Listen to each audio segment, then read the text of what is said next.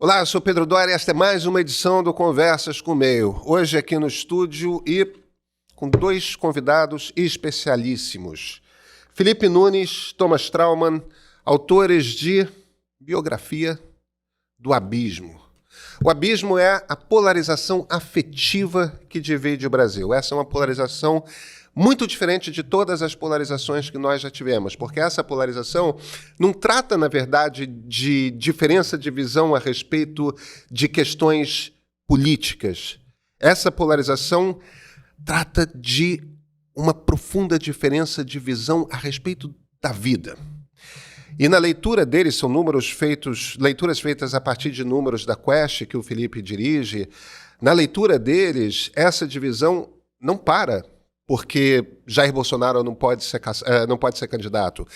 Não para em 2026, quando voltarmos a ter uma eleição presidencial. Essa é uma polarização que vai continuar. Vamos continuar com o Brasil dividido em dois e com uma quantidade muito pequena de brasileiros dividindo para onde a eleição vai. Quem são esses brasileiros? São três grupos. Três grupos compostos por muito pouca gente, mas que são os três grupos para os quais qualquer candidato à presidência vai ter que olhar muito com cuidado se quer ganhar o próximo pleito presidencial. Você quer saber que grupo é esse? Que grupos são esses? Você quer entender qual é a natureza dessa polarização? Você quer entender o que o Brasil é hoje? O Felipe e o Thomas vão explicar.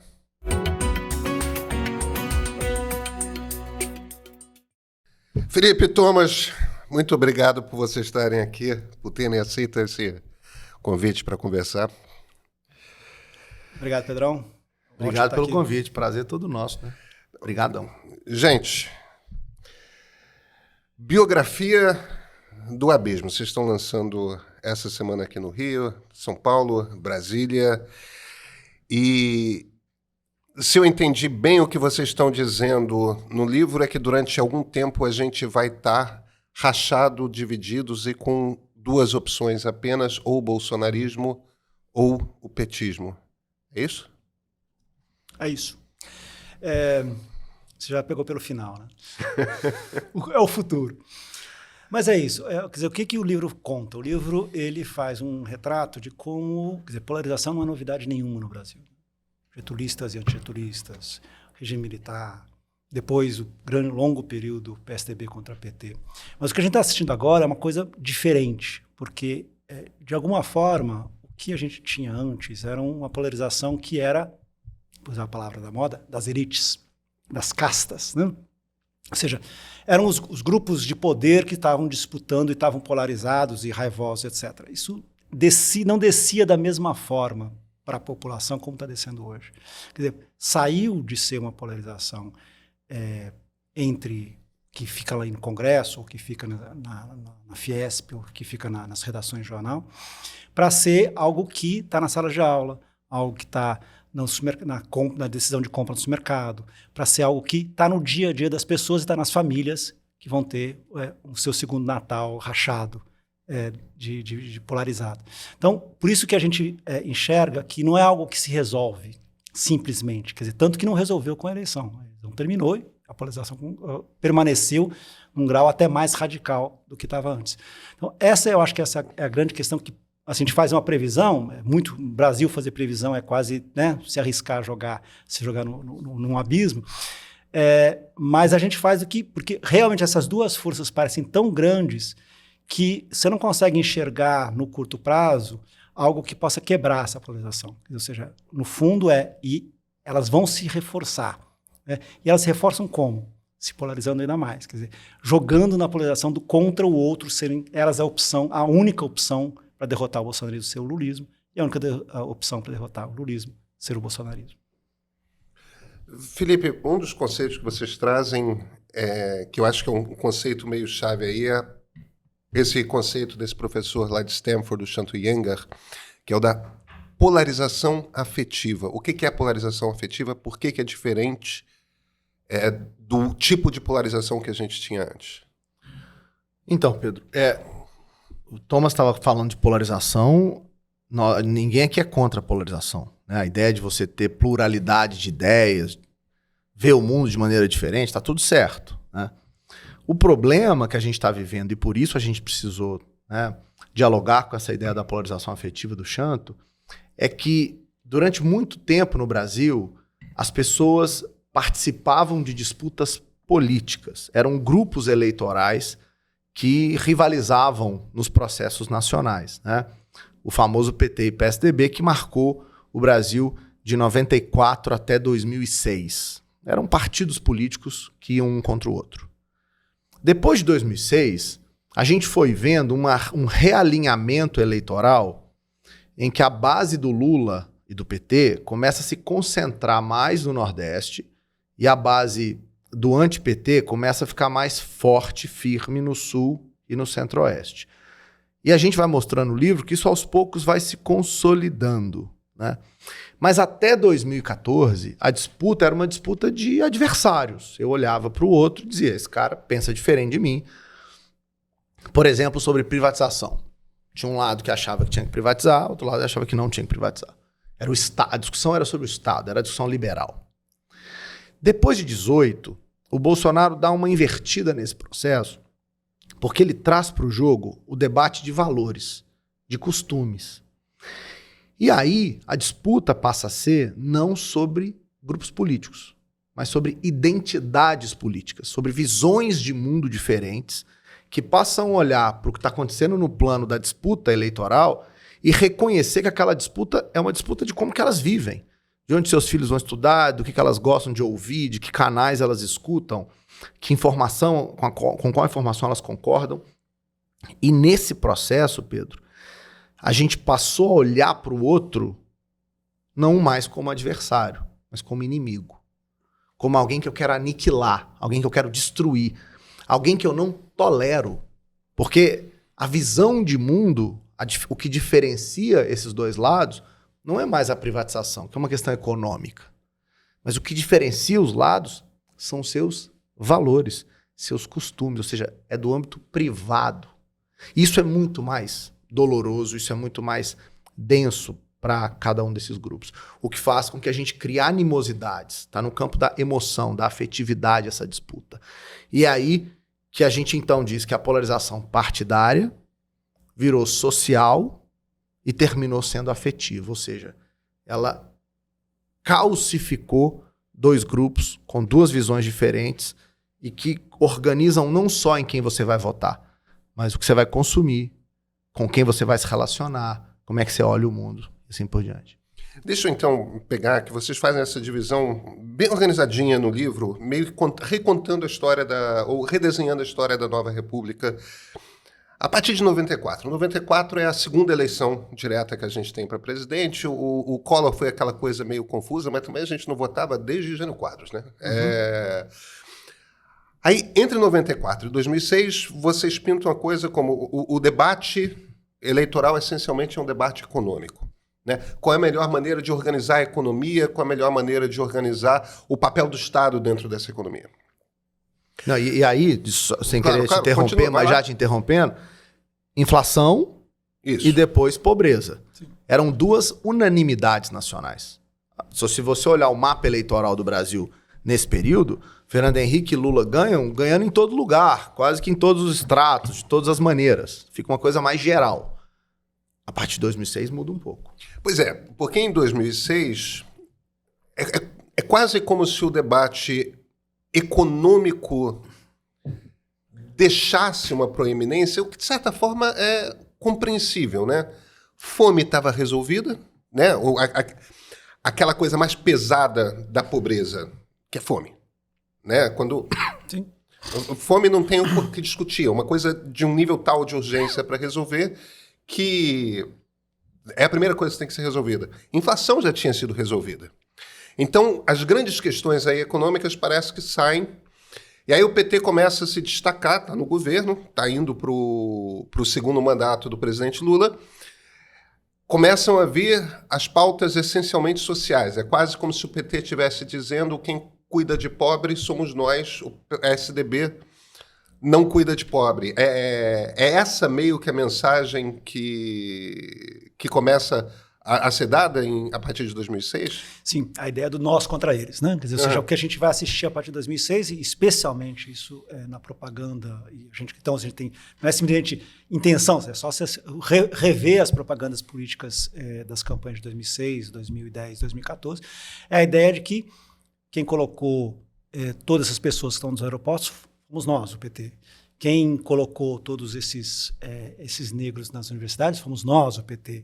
Quem ampliou as chances dessas mulheres entrarem nas universidades ou terem mais oportunidades fomos nós. Ou seja, o fato o PT é o que cria oportunidades para os que estavam esquecidos, né? E o PSDB representa essa elite atrasada que não quer abrir as suas portas para negros, para mulheres, para pobres. Então, essa imagem funciona.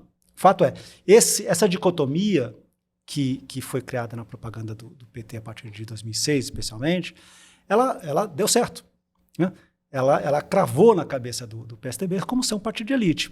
Logicamente que o PSDB fez vários erros para contribuir, para permitir que essa imagem ficasse clara. Mas, enfim, o fato é que... Mas ainda assim, isso não tem novidade nenhuma, né? Isso qualquer eleição europeia ou americana funciona a mesma coisa. Então não estamos falando de algo realmente que assim, quebra o país.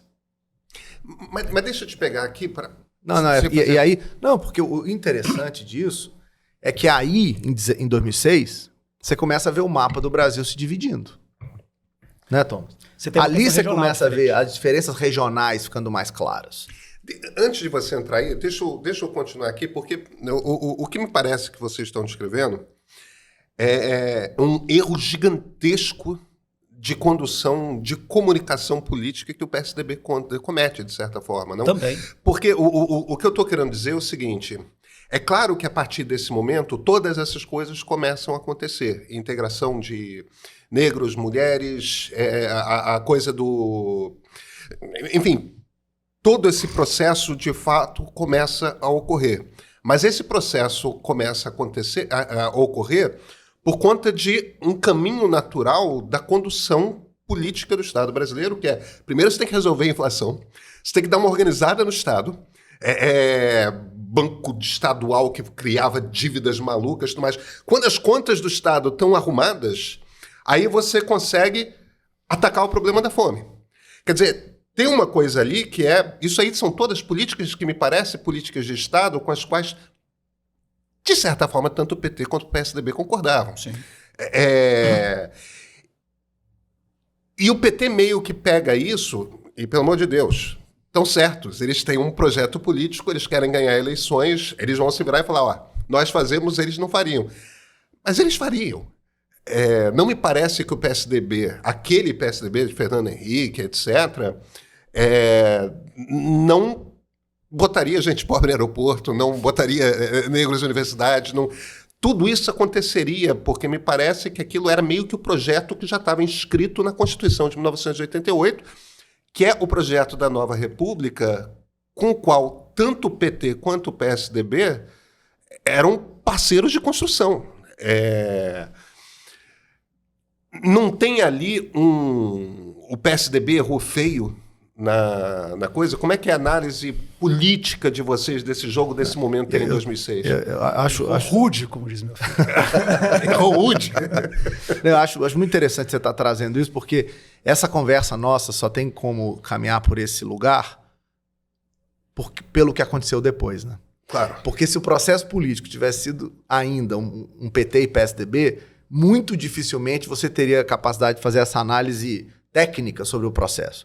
Mas como hoje a direita brasileira encontrou um nome que ela de fato se sente representada por ele, não apenas porque ele é antipetista, mas porque ele defende temas de valores que de fato mobilizam essas pessoas, a gente olha para trás e fala assim, nossa, o PT e o PSDB era uma polarização tolerável, era uma polarização... Eu acho que eu estou falando de uma coisa mais profunda do que isso, porque essa coisa da integração de brasileiros na sociedade, isso está inscrito na Constituição. E não dá para tirar Fernando Henrique, por exemplo, de uma das cabeças que pensou a Constituição. O que eu estou querendo dizer é, aquele era o projeto do PT e aquele era o projeto do PSDB. Sim, tanto que você não tem, quer dizer, se você for pensar em, vamos lá, índices Gini, a maior queda do índice Gini foi durante o Plano Real. Então, sim. Você tem razão. A questão é que o PSDB ele entrou numa linha, vamos dizer aqui, logo que estamos falando em termos políticos, numa linha udenista a partir de 2006, de que, portanto, a questão toda, o PT é corrupto. E era o único discurso deles. O PT é corrupto. Não conseguiam, pararam de discutir a gente vai fazer melhor que eles aqui, ou a gente vai fazer, ou seja, nós temos um projeto melhor que eles para A, ou para B, ou para C projeto. A gente é a favor, sei lá, contra Belo Monte, a favor de Belo Monte, a favor de termos um projeto mais radical ainda em relação à inclusão a negros nas universidades ou não. Você não tinha, você tinha uma discussão, eles são corruptos. Que é uma discussão, assim, que historicamente existe no Brasil, enfim, a gente já viu várias vezes, o tenentismo, a gente tem isso, mas ela é extremamente simplória. Claro. E ela sempre foi muito fácil para a direita roubar essa bandeira do PSDB, e o Bolsonaro fez isso, né? Então todos são corruptos, a partir de 14, a partir de 15. Mas, assim, o fato é que, lembra, o PSDB escondeu o Fernando Henrique na campanha de 2006, 2010. Sim. Simplesmente fingiu que o Fernando Henrique não existia. Porque, enfim, eleitoralmente podia ser ruim. Eles perderam as eleições do mesmo jeito. Talvez pudesse ser mais honesto a si mesmo, a sua história talvez tivesse tido um resultado melhor no médio prazo. Sabe? Mas o PSDB se apequenou, eu acho que essa é a questão toda. Agora, tem uma coisa, Thomas, que é a influência do nosso sistema eleitoral nisso. Porque o fato de você ir para o segundo turno, disputar depois de uma primeira rodada com outra pessoa, mesmo que ela esteja próxima do seu campo político, você é, de certa maneira, forçado, para criar distinção, a encontrar um campo. E o PT foi estratégico de jogar o PSDB para a classe média alta e alta e fazer uma distinção de renda que lhe era favorável numericamente. E o PSDB não conseguiu colocar essa dimensão em outro, né? Ou seja, sair da disputa do renda baixa e renda alta, que é o nosso contra eles, para uma outra dimensão de mais ou menos democracia, né? Ele foi só para corrupção. Então, se o nosso sistema eleitoral não fosse um sistema de 2 turnos, o PSDB teria mais facilidade de se igualar ali ao PT nesses quesitos. Mas eu diria assim, é do próprio sistema forçar os campos a se distinguirem no segundo turno. E dada a aliança do PSDB com o PFL no governo, onde eu diria há de fato um pensamento de direita, né? Havia, né? O PFL não existe mais, mas um pensamento de direita mais clássico, foi mais natural para o PSDB se colocar naquele campo. E aí ele acabou sendo engolido, e o que a gente está vendo é o partido hoje, que quase tem dificuldade de eleger deputados, imagina governadores, etc. Então, tem uma dinâmica que é comunicação, como você muito bem disse, tem uma dinâmica que é social, porque aí as agendas ficaram muito claras, mas tem uma agenda do sistema que força essa divisão. E por isso que hoje é tão mais fácil para o Bolsonaro se colocar do outro lado, porque ele sabe que, no fundo, é no segundo turno que os pequenos grupos vão ter que definir para que lado eles vão. É curioso isso. Eu te interrompi, Felipe, mas agora eu queria que você falasse disso para a gente não perder esse pedaço da informação que é importante para construir a história que vocês estão contando no livro, que é até 2006 esse debate era econômico e os eleitorados de PT e PSDB meio que se dividiam de forma homogênea ao redor do Brasil. Isso muda a partir da eleição de 2006, da eleição para o segundo mandato do presidente Lula. Aí, não mais na política, mas no jogo da demografia, da sociedade. Como que a sociedade brasileira se divide entre PT e PSDB? Então é importante isso, por quê? Porque lá, como a gente está falando de segundo turno, quando você olha só para o segundo turno, o PSDB ganhava eleições nacionais, 94, 98, e o PT ganhava eleições nacionais, 2002. Mas depois de 6, a gente tem o primeiro realinhamento brasileiro em que o Nordeste vira petista, o Sul vira antipetista. O Sudeste, Centro-Oeste e Norte se dividem, dependendo de como você analisa socialmente. Mas é ali, a partir de 6, que essa discussão redistributiva, qual? Você tem um dinheiro, alguém tem que ganhar. Você vai pôr esse dinheiro aonde? Nos pobres ou na classe média? Basicamente esse era o debate. o PT falou, vou defender os pobres. Sobrou para o PSDB defender os temas de classe média. Com isso, a gente viu pela primeira vez renda importando nesse processo de divisão eleitoral. Isso, então, 2006 é o primeiro realinhamento. Ele se intensifica e fica muito claro até 2014, quando você tem uma eleição muito disputada entre Dilma e Aécio, em que a gente vê pela primeira vez a ideia de swing state, que é onde é que eu foco a minha estratégia, Minas Gerais e Rio de Janeiro, que são os estados que o pêndulo deles vai para um lado ou vai para o outro, dependendo do processo. E o Aécio perdeu em Minas. E o Aécio ter perdido em Minas foi crucial para o resultado final.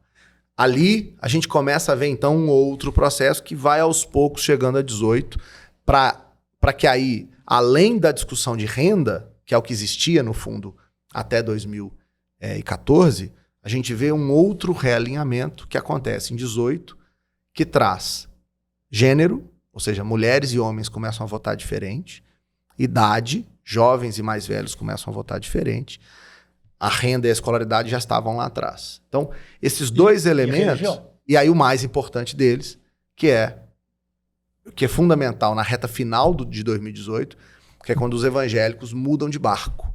Eles que estavam no barco do PT até 2014, em 18, na reta final, assumem uma postura conservadora, né, que traz essa questão religiosa para o colo do Bolsonaro.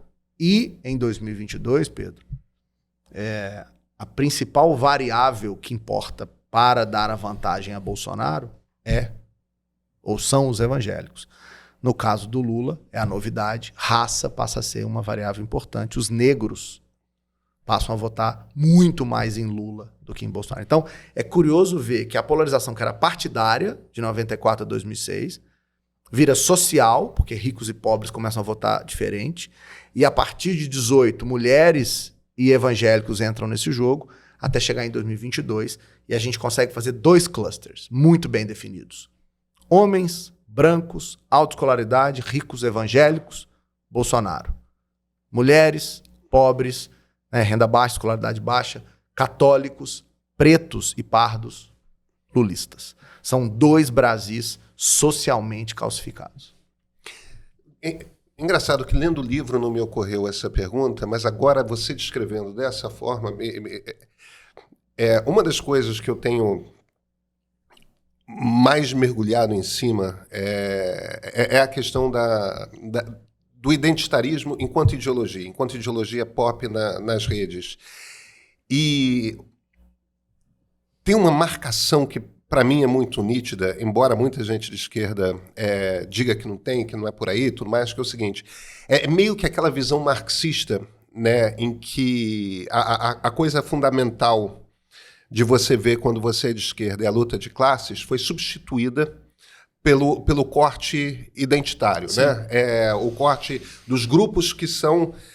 Não é mais se você é proletariado, mas qual é a cor da sua pele, como é que você define sua sexualidade, como é que... Essas são as coisas que passam a ser importantes na esquerda. No discurso que a esquerda põe em público. É claro que ainda tem uma turma de esquerda que se vira e fala, para com isso é uma distração, vamos voltar a olhar para o problema da luta de classes e tudo mais. Essa mudança ideológica que existe dentro da esquerda tem a ver, de alguma forma, com isso que vocês estão descrevendo? Tem muito, mas eu acho que também tem uma mudança, exatamente o que você está falando, na direita. Uhum. Quando a direita passa a achar isso importante. Quer dizer, quando a direita passa a achar que se tem... Mas a direita chama isso de marxismo cultural, né? Tudo bem, é um belo... Eles acharam um lindo, ideologia de gênero. Nada a ver com Marx. Ideologia de gênero. Né? Acharam um nome para isso. Mas o fato é, a direita começa porque isso é uma armadilha, no fundo. Né? A direita começa a achar que uma coisa mais importante é se os banheiros são unissex, se os banheiros podem ser... Ou seja, a questão do banheiro passou a ser uma coisa importantíssima. Ou a questão vamos lá, no dia, aquela cena do deputado Nicolás Ferreira lá no Congresso, colocando uma peruca falando, agora eu sou um travesti. Ou seja, transformar isso numa coisa...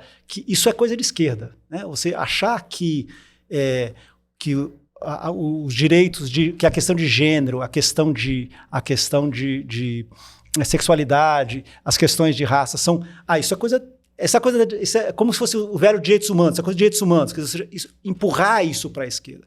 Mesmo a esquerda, que é a velha esquerda de luta de classes, etc., que só discute, acaba tendo que assumir isso como, isso é minha pauta, eu tenho que fazer isso. Né? Eu acho que, logicamente, que tem uma parcela grande da esquerda, e eu brinco com a esquerda Boric, né, do presidente do Chile, que acha isso fundamental, e essa é a principal questão de terem eleito o Lula, mas eu acho que boa parte da esquerda mais antiga, vamos pensar assim, e que eu acho que ainda é a maioria dentro do PT, ela assumiu isso porque isso é uma forma dela brigar com a direita, uma forma dela se separar do campo da direita e falar, isso aqui é nosso, e trazer esse grupo para dentro. E foi quando a dimensão econômica da luta de classes deixou de ser relevante na divisão política para ser a questão dos valores, que a gente identificou a possibilidade dessa calcificação. Porque quando a disputa era a luta de classe, você tinha poucos temas que de fato dividiam esses dois grupos. A própria direita fala isso. PT e PSDB é muito mais parecido. Uhum. Eles iam para o jogo eleitoral para se diferenciar, por conta desses incentivos do segundo turno que eu falei, mas no fundo eles eram a mesma coisa, é tudo de esquerda. Tanto que o discurso do Bolsonaro de que o PSDB simplesmente igual, de esquerda, colou. As pessoas concordaram. Porque na dimensão de valores, eles são de esquerda. Eles são iguais. O que diferencia os dois grupos? Os costumes. Então, o debate da sexualidade nas escolas. A gente documenta isso, acho que muito bem, claramente, no livro. Né? O que divide os dois lados? Você é a favor ou contra que o debate de sexualidade aconteça nas escolas? Como é que você se sente ao ver pessoas do mesmo sexo se beijando em público? Sente bem, sente mal? Esses temas é que, de um lado, são tratados com tranquilidade, do outro lado são pavor e medo total. O Bolsonaro entende isso. E aí, quando você muda a dimensão econômica da luta de classes para a dimensão dos valores, né, dessa guerra cultural, aí você encontra uma divisão que nós não conhecíamos ainda no processo político. E é por isso que a gente acha, Pedro, que ela não vai se encerrar, para voltar na sua primeira pergunta, tão cedo. Porque nós não estamos discutindo os temas do público, nós estamos discutindo o tema do privado, que tem a ver com como é que você se comporta privadamente. Tem a ver com a sua sexualidade, a reação que você tem com a sexualidade do outro. É privado, isso não é do ambiente do debate, imagina, da arena pública. A arena pública é o saneamento, é o ônibus, é o transporte, é o posto de saúde. Isso envolve todo mundo. Agora, como é que eu sou, como é que você é, isso é privado. Só que isso é que está sendo trazido para a mesa do debate nas eleições, e isso nos enrijece, porque eu não tolero algumas coisas que você faz. E elas não têm nada a ver com a nossa dimensão pública, tem a ver com quem eu sou, com a identidade que eu carrego. É como, né, eu sou, todo mundo sabe, esse aqui é tricolor, eu sou atleticano, né? Sou galo. E ele tá feliz da vida, ganhou a Libertadores. A Libertadores acabou há muito tempo, mas ele continua enchendo o saco com esse negócio. Entende? E continuarei. É mais ou menos como na política. O jogo acabou há muito tempo da eleição, mas a gente continua carregando esses valores para fora do campo, né? E isso parece-nos muito mais enraizado e muito mais, né, contínuo no processo da sociedade brasileira. O Yasha Monk, no penúltimo livro dele, ele está escrevendo muitos livros, né? Tá numa produtividade que a gente tá difícil de acompanhar. Eu não li o último ainda. Então... Eu já li. É muito bom, aliás. É muito bom, aliás. O penúltimo livro dele falava justamente dessa coisa... Ele escreveu aquele livro O Povo contra a Democracia, isso, e aí tem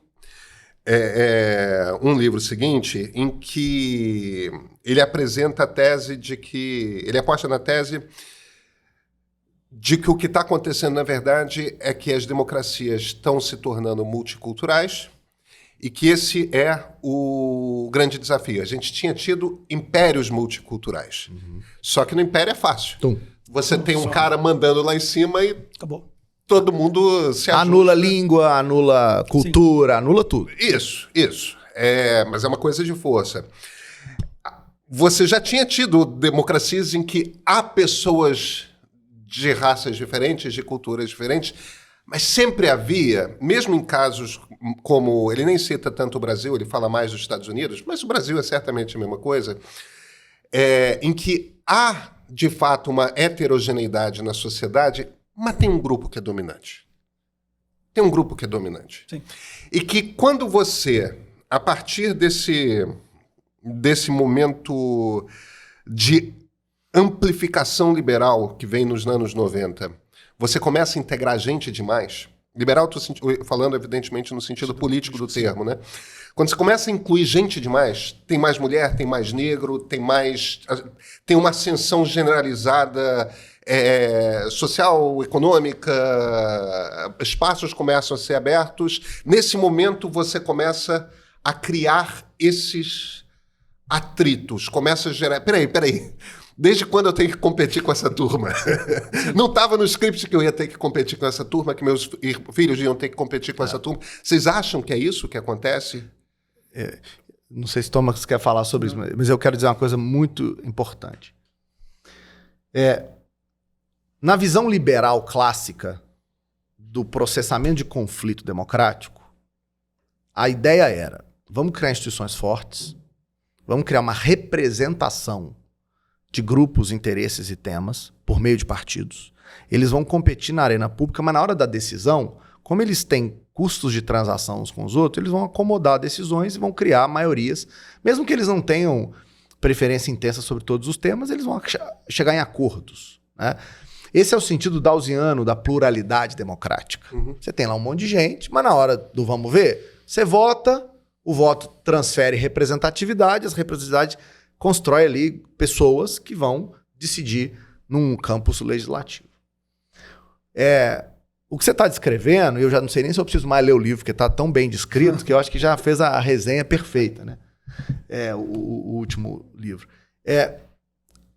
Esse me parece, aí estou falando aqui como cientista político, o grande desafio das democracias modernas. Isso está, de certa maneira, descrito como as democracias morrem e como salvar a democracia, né? Porque, assim, há uma crise de representação, Pedro, real. As pessoas não sentem representadas de jeito nenhum. Que aquelas pessoas que estão ali decidindo por elas fariam o que elas fariam. Elas não acham que a vida delas melhorou substantivamente votando em sucessivas eleições. E é isso que abre espaço para que a arena pública seja tomada por novas discussões. Por exemplo, o que a gente viu na Argentina. Olha, eu votei num cara de direita, depois eu tentei o peronismo e não funcionou nada. Vamos trazer o Milei, porque quem sabe esse cara aí fala, ele pelo menos fala o que eu penso. Né? Que o Brasil viveu isso em 18. Você tinha uma lógica de antipolítica muito clara naquele momento. Tudo isso, no fundo, é resultado de uma crise de representação que está descrita nesse processo aí que você nos contou, né, do livro. Então, assim, como superar isso, me parece ser, assim, o debate normativo da ciência política precisa voltar. Eu tenho citado nas conversas com o Thomas muito essa coisa do Hobbes, né, do estado de natureza. A gente criou o Estado para solucionar o problema do estado de natureza, que é o homem matando o homem. Aí você cria o Estado fortão, né? Esse Estado que resolve as nossas diferenças não parece existir mais. A violência está crescendo, as pessoas estudam e isso não garante a elas melhores salários. Você tem uma precarização na sociedade absurda. Como é que a democracia vai lidar com isso? Hoje, eu diria, a democracia não está sendo capaz de lidar com essas questões. Que é uma coisa aqui anedótica, mas que explica muito o que o Felipe está falando. Bem, a gente tem vários pontos em que você consegue diferenciar rapidamente o que é quem votou no Bolsonaro e quem votou no Lula. Vários. Mas tem um que é literalmente assim a coisa mais simples do mundo. Armas. A política sobre armas, que era uma política que, um debate que não existia no Brasil, vamos ser honestos, ele não existia como debate, grande debate público, antes até o Bolsonaro aparecer. Ela hoje é um divisor de águas. A relação entre quem é a favor de uma liberação de armas e quem é contra, ela quase empata com quem é Lula e quem é Bolsonaro. Virou um ponto que completamente... E que tem a ver com essa questão de... Bem, eu não confio no Estado. Eu não confio... Quer dizer, se eu não confio no Estado, que o Estado não é suficiente, eu não confio na forma como o Estado vai, me proteger, mas eu acho que mesmo se me proteger, mesmo se prender a pessoa que me que me roubou, vamos dizer, esse cara vai ser solto de qualquer forma, portanto a polícia está corrupta, ou ele vai ser... Quer dizer, a justiça não funciona, o Estado não funciona ele não utiliza de forma correta os instrumentos dele para me dar uma segurança pública, portanto, eu faço do meu jeito, eu faço sozinho. Isso é um dos embriões claros dentro do bolsonarismo. Né? Isso existe na cabeça que a gente resolve sozinho, ou seja, eu vou ganhar sozinho, eu não preciso de emprego, aspas, eu não preciso daquele projeto antigo, aquele Estado antigo que existia. Né? O Milei fala exatamente muito parecido com isso. Então, no fundo, numa coisa muito pequena, que é você se sentiria seguro, mais seguro ou menos seguro se o seu vizinho soubesse que seu vizinho tem armas? Uma pergunta que foi feita numa das baterias da Quest. Quem é bolsonarista acha que se sentia mais seguro. E quem é lulista se sentia muito mais inseguro. É evidente. Assim, você fica... É como se fosse uma clivagem clara sobre os dois pontos, que mostra bem claro que o Felipe estava falando sobre isso. É engraçado que é um tipo de polarização na qual os liberais foram expurgados. Exatamente. E, no entanto, é uma polarização entre a ideia de um Estado liberal e um Estado não liberal, né? Num sentido... Não liberal. Não no sentido liberal. Econômico. Não econômico, mas no sentido de um Estado que, de alguma forma, tem o monopólio da força, Sim. tenha a função Perfeito. De organizar a vida social. A vida social para que cada um possa viver em liberdade. Sim. E a sua individualidade e tudo mais. Como é que acontece mas ao mesmo tempo contraditório, né? Porque esse Estado, ele faz isso, mas ao mesmo tempo ele vai proibir o aborto. Ele vai fazer isso, mas ao mesmo tempo ele vai proibir que tenha um banheiro unissex. Ele ao mesmo tempo vai vigiar os professores a não fazer ou não falar certas coisas. Então, como tudo, é um sistema contraditório, né? Você diz na direita. Na direita. Sim, mas o projeto deles é de um Estado iliberal, né? É um Estado que... É isso. É um Estado que vai te deixar fazer justiça com as próprias mãos e vai tirar liberdades individuais suas. Exatamente, ao mesmo tempo. Mas é por isso que não é liberal. Por isso que a dimensão que diferencia não é liberal. O que diferencia é a lógica do cultural backlash, né? Uhum. É como é que eu vejo, como é que eu quero... assim, me parece, para entender esse Brasil, e eu acho que o mundo, né? A gente tem que ir nos pequenos exemplos. O Thomas deu das armas. E aí, só fazer um parêntese importante, no livro a gente mostra os dados, embora o bolsonarista seja muito mais pró-arma do que o lulista, a diferença de um para o outro é ruim para o Bolsonaro, no sentido de que tem um pedaço das mulheres que votariam em Bolsonaro, que deixam de votar nele por conta da questão das armas. Então, estou dizendo isso porque me parece, por exemplo, que aquele evento da Zambelli, na reta final da campanha, foi fundamental para tirar um pedaço desse eleitorado do colo do Bolsonaro. Na reta final, não. No dia. No dia, né? Na véspera da eleição, né? No sábado. No sábado, né? Antes, na reta final mesmo, teve o Roberto Jefferson, né? Jogando bomba. Estou dizendo que esses dois elementos, de alguma maneira, na minha visão, a gente não consegue provar isso. Porque, mas definiram a eleição. Mas na minha avaliação, por causa da questão das armas, foi definidor da eleição. Então, assim, dos pequenos exemplos. Pedro, todo mundo que está nos assistindo, com certeza, vivenciou nos últimos anos a divisão social das famílias. O tio que saiu do WhatsApp porque o outro tio comentou, o irmão que não conversa com o irmão, o primo que deixou de falar com o outro, o sogro que não fala com... Porque se falar, dá briga. Não é mais debate político saudável, dá briga. Dedo na cara e tudo mais. Eu trabalho com pesquisa, vocês são jornalistas. O meu Instagram, o meu WhatsApp, o meu Twitter é o tempo inteiro, dependendo do resultado da pesquisa. Tem hora que o Lula cresce, os bolsonaristas batem. Na hora que o Lula cai, os petistas batem. Assim, virou uma coisa de que eu não quero ler o resultado, né? Eu quero ver o resultado à luz do que eu acredito, do que eu penso, do que é bom para o meu grupo. E aí, quando você vai olhando para os pequenos exemplos, além desse da família, a gente documenta no livro os casos de pessoas que começam a tomar decisão sobre onde seus filhos vão estudar portanto conviver, a partir da visão política. Então não é a escola boa ou ruim. Não, eu quero o filho na melhor escola ou na pior escola. Não. Eu quero meu filho num lugar onde não haja petistas. Ou onde não haja bolsonaristas. Isso produz, no médio e longo prazo, duas coisas terríveis numa democracia: intolerância e autoritarismo. Dos dois lados, né? Dos dois lados. Não há dúvida nenhuma sobre isso. Assim, né? Que é um de costa pro outro. E o que define um lado e outro é exatamente o que eu não quero conviver. Eu não quero conviver com aqueles outros. Não interessa quem é o outro nesse caso, né? Por isso eu acho que quando você trouxe a questão da democracia, eu estou muito preocupado. Não é como elas morrem, é como é que a gente vai realmente salvar. Porque numa sociedade em bolhas, se informando de maneira hedonista, só ouvindo aquilo com o qual você concorda, né? Por uma questão de dissonância cognitiva, você rejeita a informação que é contra você, ou você busca a informação que confirma o que você diz. Então, esse componente de rede social, acumulado com a ideia de que cada um está buscando seus subgrupos, e por isso eles estão, né, Thomas, ficando homogêneos, quando a gente compara, é impressionante. Quando você olha para os eleitores do Lula, eles estão muito parecidos, mesmo sendo diferentes. Os eleitores do Bolsonaro estão ficando muito parecidos, mesmo eles sendo diferentes. Esse processo, a resultante é intolerância e autoritarismo. Isso não é bom. Esse resultado não é bom. Por isso que o abismo foi a expressão que a gente encontrou para descrever a nossa preocupação, né, nesse processo. Quem está fora? Quem decide no segundo turno? Quem são esses grupos sociais que fazem diferença? Querendo dizer um pouco... Vamos trabalhar em cima do... A diferença não foi grande entre Bolsonaro e Haddad em 18. A diferença...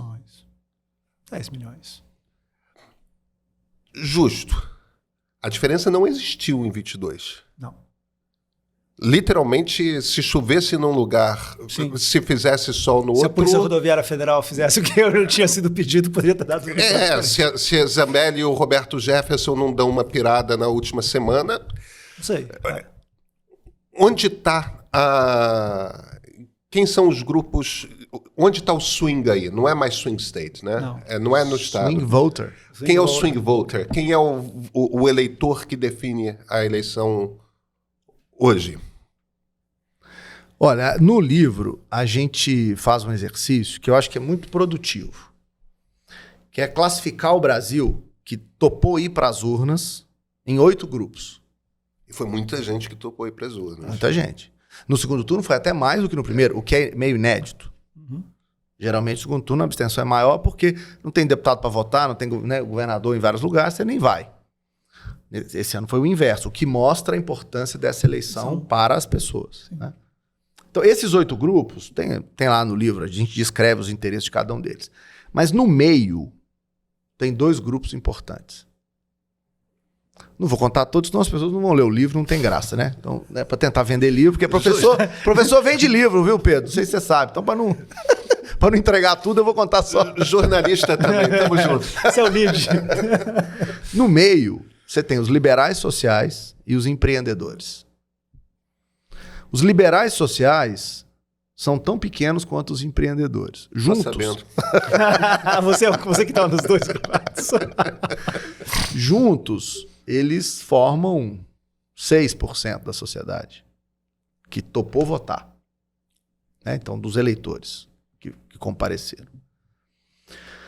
Eles se dividiram em 2022. Os empreendedores, basicamente classe média, que emprega, pequena empresa, média empresa, odeia pagar imposto, quebrou no governo Dilma, piorou muito sua situação ali naquele período do PT, tomou pavor do PT.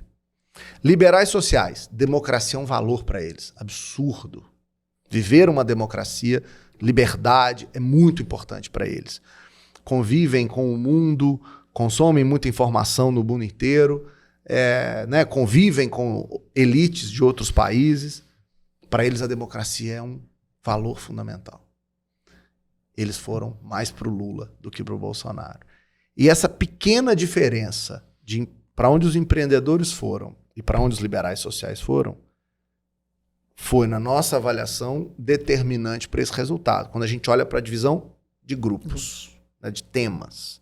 Agora, quando a gente olha para a geografia, nós estamos falando de uma combinação de mulheres pobres das capitais, principalmente do Sudeste brasileiro. Periferias urbanas. Periferias urbanas. Tem uma coisa interessante, é porque até hoje ainda, muita gente, inclusive dentro do Planalto, olha e fala assim, o Nordeste deu a vitória para o Lula.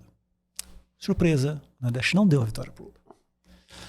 A votação do Lula... eu acho isso muito importante. Não, o Nordeste votou até menos no Lula. Exatamente. A votação que o Lula teve, proporcionalmente, ela foi até menor. Mas vamos lá. Não, na margem, semelhante. Ela é semelhante. semelhante à votação que o Haddad teve em 18, semelhante à votação que a Dilma teve em 14 e teve em 10.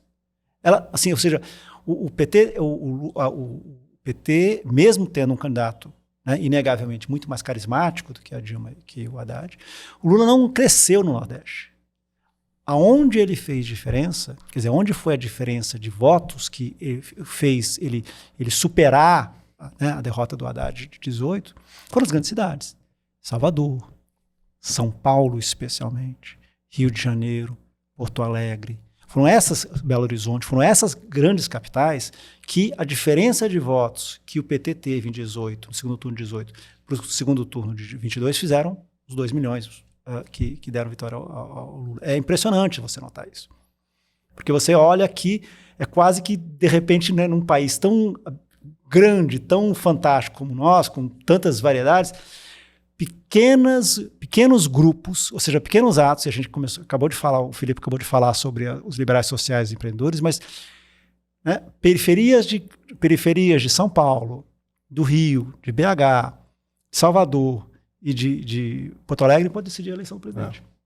As ações muito pontuais podem resolver agora, isso. Eu assim, quero documentar essa fala do Thomas na ciência política, porque durante muitos anos, nosso sistema eleitoral partidário era visto como instável, volátil, personalista. Esse livro traz uma contribuição que eu espero faça as pessoas repensarem a maneira como elas olham para o sistema político brasileiro. O grau de estabilidade, Pedro, no voto do PT e por consequência anti-PT ao longo das eleições presidenciais é absurdo. A volatilidade está baixinha. Quase dá para saber como é que o Estado e o município vão votar na próxima eleição, olhando para como é que eles votaram na eleição passada. A diferença é 1 ou 2 pontos. Como é uma eleição competitiva, 1 ou 2 pontos faz muita diferença. Então tem que olhar.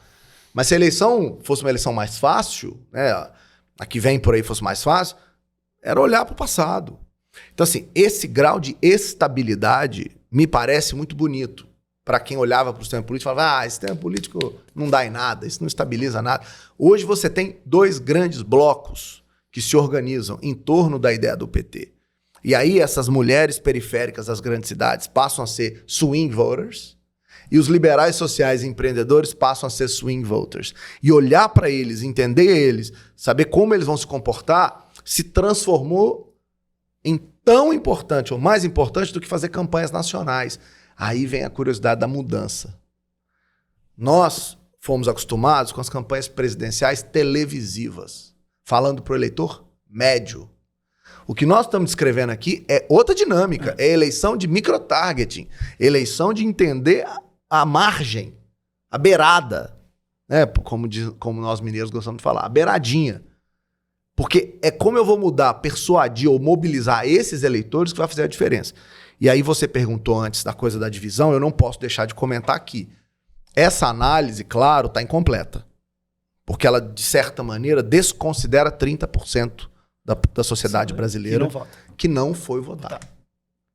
E aí eu acho, Pedro, que tem 2 desafios para nós, analistas políticos, nós 3 aqui. Nós precisamos entender mais quem são esses apáticos que decidiram não participar de uma eleição tão divisiva e, eu diria, nós precisamos entender quem são os precarizados. Porque nessa onda de um lado, luta de classes versus valores, no meio tem precarizado, que não é nem tá na luta de classe, porque não tá dentro do sistema, tal, mas também não se define muito bem entre valor de um tipo ou de outro. Eles são apenas frustrados com a vida. Esse público que está crescendo precisa ser mais entendido junto com os apáticos Porque é óbvio que mobilizados, eles podem fazer diferença. A gente sabe alguma coisa sobre eles? Você tem uma noção de um corte demográfico, talvez até de opinião? Eles são tocados por pesquisa? Você tem alguma informação? 2024, a minha agenda de pesquisa é essa. Assim, um dos objetivos que a gente tem lá, né, como professor da UFMG, nos meus orientandos, é olhar para esses precarizados, porque eu acho que eles estão fazendo diferença. Mas eles têm encaixe com esses 30% de apáticos? Ou você não sabe? A gente não sabe. Não sabe. Essa é a questão toda. Porque entender os que não foram votar... porque, no fundo, vamos lá. Chega um sujeito de pesquisa, vamos dizer que seja uma pesquisa pessoal. Seja a pessoa chega e fala assim, você foi votar na última eleição? O sujeito já está indicado, não, fui. Daí, quem você votou? Esqueci. É muito mais fácil falar isso do que você falar, não fui votar. Até tem uma questão, sabe, uma pressão, uma coação social, até né, de R$5 da multa, mas enfim. O fato é errado você não ter ido votar. Então as pessoas basicamente dizem que foram votar. É muito difícil achar nas pesquisas. Não será uma agenda simples. Porque todo mundo, durante as pesquisas, isso aí não só a Quest, mas todas as outras empresas, quando falam assim, você pretende votar, o grau de pessoas que falavam que sim era gigante. Não, a gente até, no segundo turno... A gente tentou, mas no segundo turno... Vocês... Então, esse é que é o ponto que eu queria falar. No segundo turno, quando a Quest descobriu que que o papel da abstenção foi fundamental para captar o resultado do primeiro turno, o que nós descobrimos, Pedro? O Thomas participou ativamente desse debate com a gente naquela noite de domingo para segunda do primeiro turno. A gente viu o seguinte, os institutos captaram o Bolsonaro, mas superestimaram o Lula. Então, todo mundo dava mais ou menos o que o Bolsonaro ia dar, IPEC, Datafolha, IPESP, Quest, estava ali, ó, no número do Bolsonaro. Mas o Lula estava superestimado. Em alguns muito e outros menos. Então o ponto é, o que aconteceu?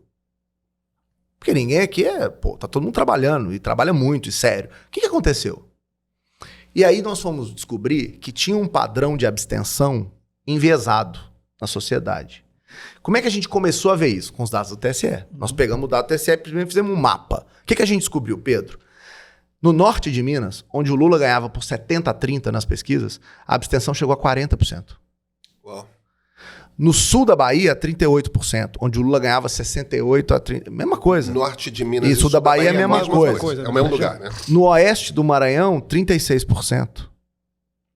Isso acendeu uma luzinha. A abstenção está afetando o resultado das pesquisas versus das eleições. Por quê? Porque você chega na pessoa, você vai votar, em quem? No Lula. Na última hora ela não vai votar.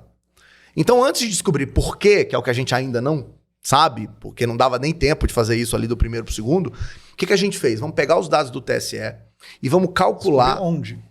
Então, você descobria aonde e você podia descobrir o perfil. Quem são esses eleitores? Então, a gente fez uma pesquisa chamada Exit Poll, de domingo para segunda, em que a gente perguntava, em quem você votou ontem? E a gente fez essa amostra para reproduzir o resultado eleitoral, de propósito.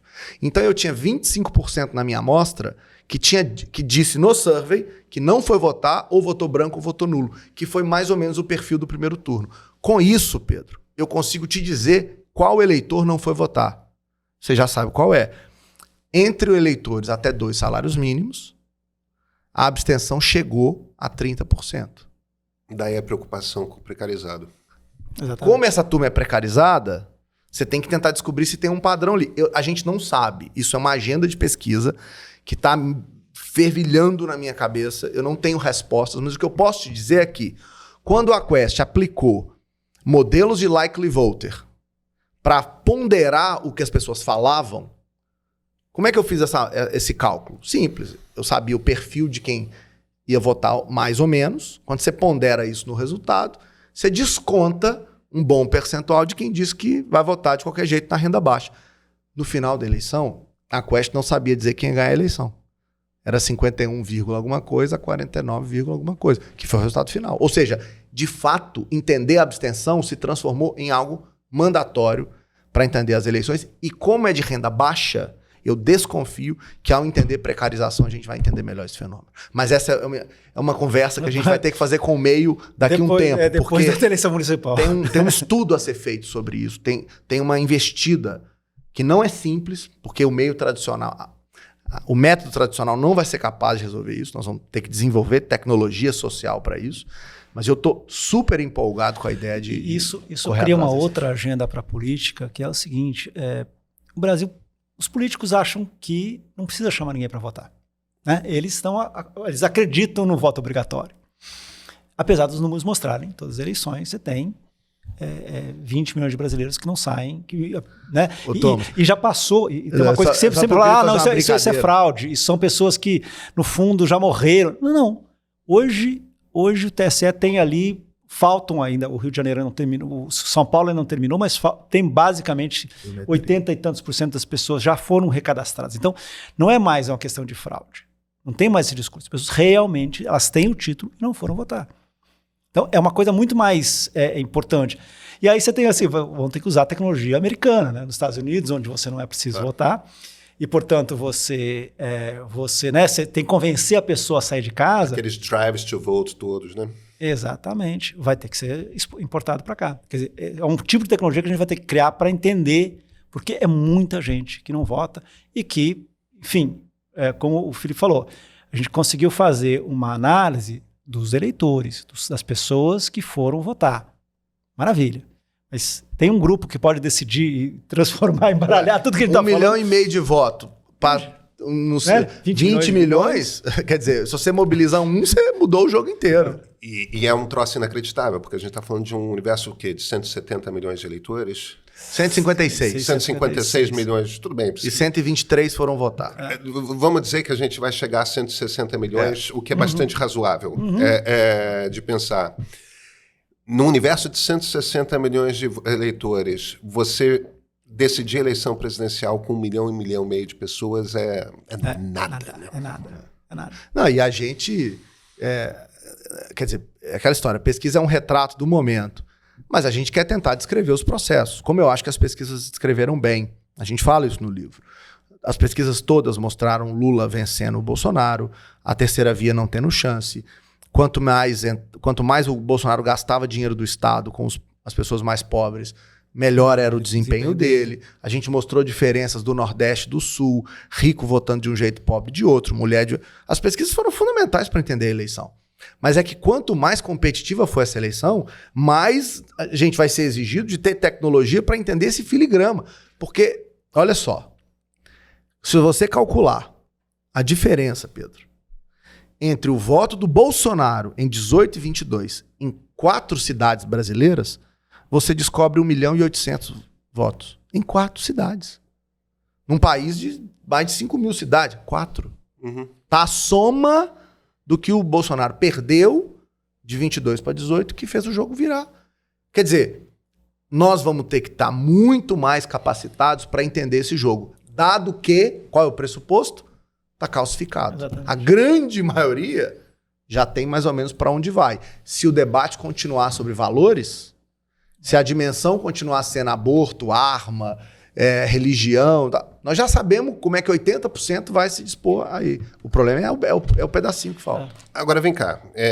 Eu não posso deixar vocês saírem dessa entrevista sem entrar na questão dos nomes. Tudo indica que Lula está forte, está bem disposto, não está andando devagarzinho que nem Joe Biden. E até o Joe está indo. Hã? E até ele está indo. E até ele está indo, exatamente. Ou seja... Será que vai mesmo, hein? Até o final? Eu acho que está com cara. Vai perder. Você acha que vai perder? Não, a gente não vamos... Isso é um rabbit hole. Você imagina terminar essa conversa hoje. Ele está se convidando para outra conversa com o meio. Não, você não está entendendo. Vou adorar ter. Mas se a gente começa a entrar na eleição americana do ano que vem, eu já comecei a ter torcicolo aqui. Já começou a beliscar. Eu realmente fico muito tenso com a eleição americana, porque... Ela tem efeitos no mundo todo. Eu acho que tem um efeito... Uma das coisas que mais me irrita na política do Itamaraty hoje esse choque continuado com os Estados Unidos, porque eu acho que o Planalto não percebe o quanto que uma vitória do Trump afeta diretamente a eleição brasileira de 2026. Eu acho que o Planalto não tem consciência de como que tinha que tratar Joe Biden muito bem, porque é uma questão mesmo de sobrevivência. A nossa democracia está diretamente atada à democracia americana nesse momento. Eu tô errado ou foi o primeiro país a reconhecer a vitória do Lula? Não à toa. Não foi? Não, e todas as histórias, quer dizer, ou seja, vamos lá, né? Eles estavam prontos para soltar não só fez isso, como acertou com o Macron, acertou com o Zelensky, acertou com vários outros líderes para fazerem reconhecimento ainda na noite. Isso. E tem a coisa do sinal muito claro que eles deram 2 vezes. Militares, inclusive. Para os militares, do tipo que os americanos entendem o jogo e eu acho que os brasileiros não... O governo brasileiro não entende, mas enfim... Essa é outra discussão. Para a gente não entrar nessa toca de coelho que... É o coelho da Alice, né? Vai afundando, a gente entra numa outra discussão completamente diferente. Vocês têm um capítulo no livro que demonstra muito claramente o quanto que a personalidade desses 2 líderes é fundamental para essa polarização. Por isso que eu estava falando do Lula. Lula, tudo indica, é candidato em 2026 à sua reeleição. Bolsonaro não é. E essa polarização está diretamente ligada à pessoa que vai levantar essa bandeira, porque tem uma coisa que está na personalidade. A gente olha para esses líderes populistas de extrema-direita, o Milei, o Bolsonaro, o Trump. Tem uma coisa ali na personalidade deles que desmonta por completo o papel que a gente se acostumou do pós-guerra, do pós-segunda guerra para cá, com um presidenciável de uma democracia estável, que são pessoas descompensadas, que são pessoas que falam barbaridades, que não estão nem aí, para que são impulsivas, e é impulsividade mesmo, não estão planejando, mas essa impulsividade de falar barbaridades e coisas preconceituosas e tudo mais, pegam de um jeito nesse eleitorado como uma marca de honestidade, de sinceridade, de franqueza, sem alguém que vista essa roupa de Bolsonaro, que tenha essa personalidade. A extrema-direita brasileira consegue repetir em 2026 o que aconteceu em 22? Vamos responder os dois, vamos. Porque a gente é uma ótima pergunta. Eu acho que tem 2 possibilidades. Você tem toda a razão. Eu acho que existe a direita, ela não é uma coisa una, ela é difusa. E dentro do bolsonarismo, e eu acho que isso explica um pouco a quase paranoia que existe dentro do bolsonarismo de que tal pessoa vai me trair, tal pessoa não é bolsonarista o suficiente. Quer dizer, quando você escuta, quando você conversa com os bolsonaristas, existe uma sensação de que, né, aquela pessoa, vamos lá, pegar o caso específico do que seria o candidato mais óbvio, o governador Tarcísio de Freitas, que ele não é bolsonarista o suficiente. Que ele, inclusive, né, ele foi lá, renegociou a questão da reforma tributária, ele esteve com Lula no começo do ano para falar com os desabrigados das enchentes no litoral, ele elogiou o Haddad há 2, 3 semanas atrás, quer dizer, ou seja, a sensação que ele é um político de direita, vamos dizer, normal, né, e que isso não é bom o suficiente. E hoje, claramente, há uma pressão dentro do bolsonarismo de tentar falar, se for assim, a gente não quer você. Né? E para mim isso está muito claro numa outra postura. O que você está chamando de bolsonarismo? É o entorno do presidente? O entorno do presidente. O entorno do presidente. Ou seja, ele não é suficiente. E não é por acaso, eu acho que o Tarcísio foi na posse do Milei nesse fim de semana. Eu acho que foi um gesto de se mostrar ali perto. Sou do time. Sou do time. Né? E o novo presidente da Argentina está próximo de mim, né? Então eu acho que isso, assim, vai ser uma coisa muito difícil para o Tarcísio conseguir manter um pé em cada canoa. Já o Zema, eu acho que está mantendo uma postura diferente. O Zema está claramente indo para um bolsonarismo mais livre, né, freestyle, né? Aquela frase sobre o Nordeste, a forma como ele colocou abertamente dúvidas sobre como que o Planalto, como que o Ministério da Justiça agiu em relação ao 8 de janeiro, né, colocando aquela teoria da conspiração de que, de fato, o governo queria que acontecesse o que aconteceu, o vandalismo que aconteceu na presidência e no Congresso e no STF. Ele tem a postura completamente não vou negociar com o governo em relação às dívidas estaduais. Então, você tem ali duas posturas completamente diferentes. Os dois querendo ser herdeiros do bolsonarismo e os dois tentando de forma diferente como conseguir essa bênção. Conseguir essa bênção, exatamente. O problema, para mim, não é nem o que Zema e Tarcísio pensam ou são. A gente não sabe o que eles são, o que eles pensam ainda. Né? Talvez o Zema um pouco mais, porque tem mais tempo de governo. Né? Mas o fato é que para chegar ao segundo turno, para vencer a eleição é preciso chegar no segundo turno. E para chegar no segundo turno, no campo da direita, é preciso estar perto, junto, do mesmo time, de quem tem mais voto na direita. Não tem desculpa. Assim, não há questão sobre isso. E aí, o ponto é quem é que é essa pessoa? Bolsonaro. Da mesma maneira, Pedro, que o PT foi construindo uma hegemonia na esquerda, que hoje, aliás, ninguém está falando disso, eu não sei porquê, o PSB, o PDT e esses partidos que orbitam estão desaparecendo. Uhum. Olha para as bancadas que esses partidos fizeram nas assembleias estaduais. A federal é óbvia, mas olha para os estaduais. Vamos olhar para esse jogo municipal, o que vem por aí. O PT foi construindo uma hegemonia que faz com que você, se for contra a direita, acabe tendo que ir para o PT em algum momento, porque ele é o que resta no segundo turno. É o mesmo processo da direita. O Bolsonaro construiu hegemonia na direita. Então o Tarcísio, se ele quiser sobreviver politicamente, eleitoralmente, chegar no segundo turno, ele vai precisar estar dentro do campo hegemônico da direita. E não é contra o Bolsonaro que você constrói essa hegemonia. Porque o Dória, e aí para dar um outro, né, a Joyce Halseman e outros, o Witzel, vários tentaram. Não sou tão bolsonarista. Desapareceram. Então, e na esquerda aconteceu um processo parecido. Então eu acho que a questão não é tanto como eles vão governar, porque pode haver aí algum tipo de acomodação. O próprio Milei já está acomodando em algumas coisas, ele diz uma coisa na eleição diferente de outras que ele parece ter dado recados.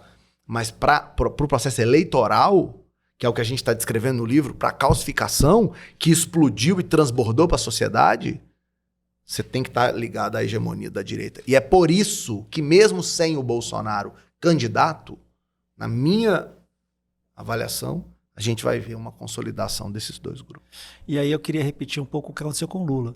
Né? Ou seja, o Lula, em 2010, ele escolheu como candidato uma pessoa que sequer tinha participado da fundação do PT, entrou bem depois, nunca tinha participado de uma eleição, e elegeu. Em 2018... Uma brisolista, Thomas. Exatamente.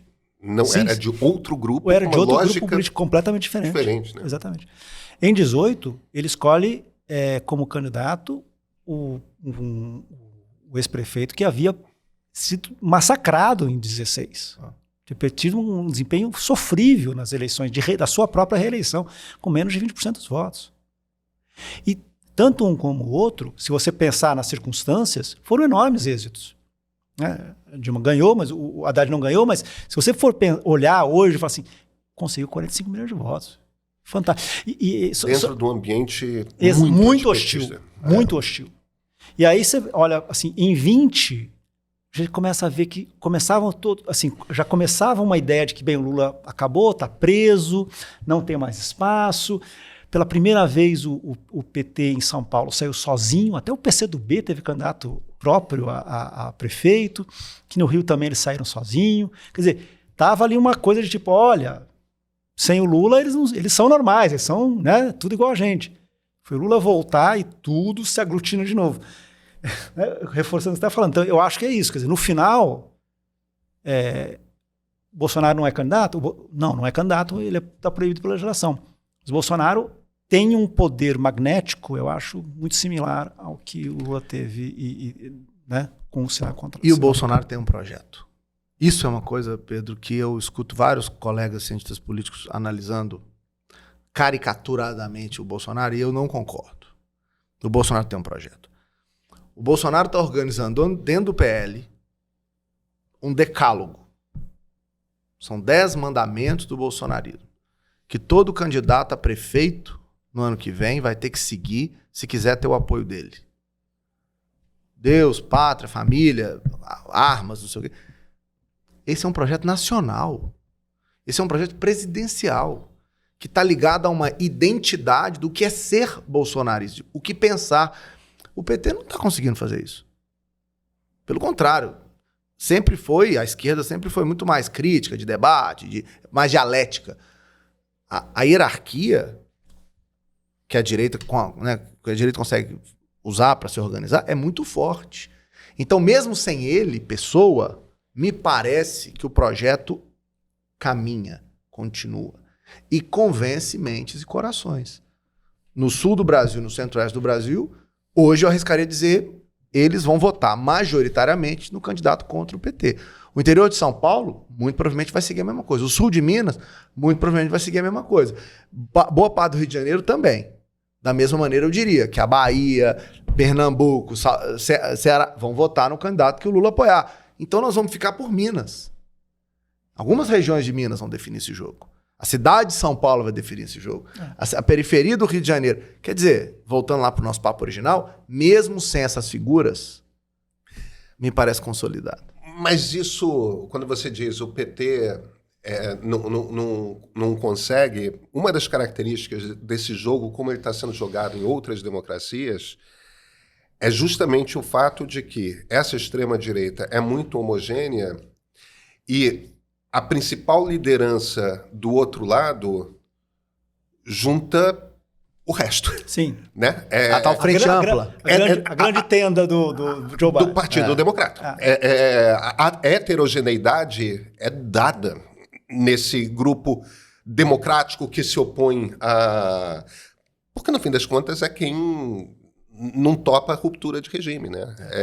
Eu só estou dizendo, não estou discordando disso, não. Só estou dizendo que é mais difícil. Porque tem que fazer debate. Talvez seja impossível, Felipe. Porque, né, de um lado, hierarquia. Do outro lado, claro, democracia. O caminho é mais difícil de um lado do que do outro. Por meios diferentes, eles chegam mais ou menos no mesmo resultado, que é conseguir hegemonia dentro de cada um dos seus campos. E assim, de novo, para um cientista político brasileiro que foi para os Estados Unidos estudar tal, e os americanos olhavam o Brasil, aquilo ali é uma repúblicazinha de banana. Nós estamos conseguindo uma consolidação de preferência inacreditável. Se a gente lê os textos clássicos, vamos chamar assim, da década de 80, 90, sobre a nossa democracia. Isso é diferente, isso precisa de um novo tratamento, de uma nova embocadura, de um novo paradigma para entender. Eu acho que é isso um pouco que a gente está tentando trazer com esse livro. Thomas Trauman, Felipe Nunes. Gente, eu tenho certeza que a gente conseguia continuar aqui, mas tem limite. Ia pedir um show. Muito obrigado pela conversa. Obrigado, agradece. Obrigado. Um abraço. Ótimo. Obrigado.